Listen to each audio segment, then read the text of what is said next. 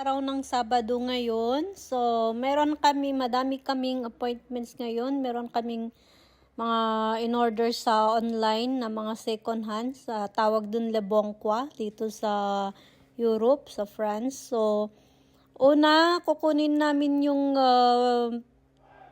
yung bed, yung small bed lang ng baby. Yan. Mga 35 euro namin binili. Tapos pangalawa, ito naman, yung rocking sleeping ng baby. Lalagay namin sa baba to. Mga second hand lang mga to. So, pero maganda pa rin naman sila.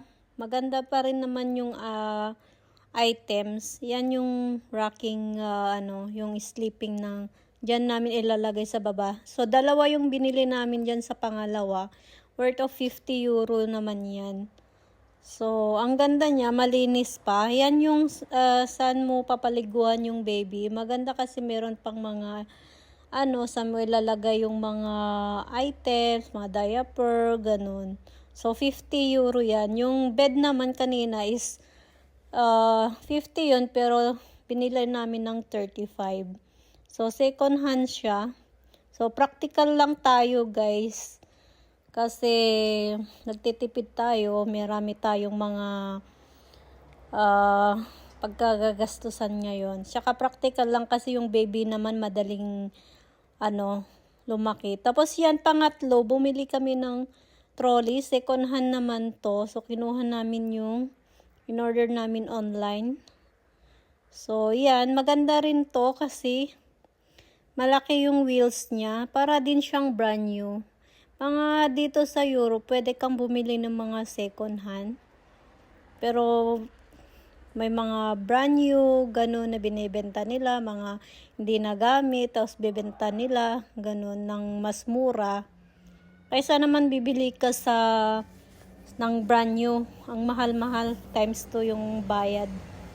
So, doon ka na lang sa So, nandito na naman kami sa may La Forêt, yung agency kung saan kami bibili ng magsisend kami ng offer letter kung saan kami bibili ng apartments. Kasi balak namin lumipat ng apartment kasi yung apartment namin, malaki naman yung apartment, pero yung rooms kasi, maliit yung isang room. So, tsaka gusto ko yung may garden. So, yung bibilhin namin yung may garden siya.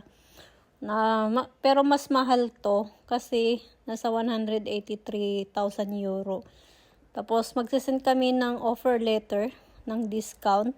Pero sarado ngayon. Sabado pala sarado. So, umalis kami. Nagmamadali yung asawa kasi magpapagupit daw siya. At ako naman, meron akong klase mamaya sa first day ng online class ko. So, nandito na kami sa bahay. At yung asawa ko, chinecheck niya yung trolley na binili namin. Tingnan nyo naman yung itsura. Para pa rin siyang brand new. Pag binili mo to, nasa 300 to 500 euro siya. Pero binili namin ng 135. Ng 135 euro lang. Pero pag brand new yan, 500. So, malis na yung asawa ko. May papadala siya. Tapos magpapagupit daw. Yung sa internet. So, ako naman, maghihintay muna ako sa,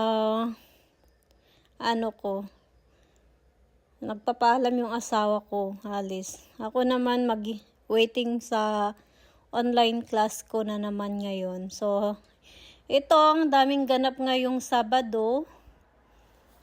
Pero, kaya pa rin. Ito ay 2 hours sa online class lang sa French level A2 level.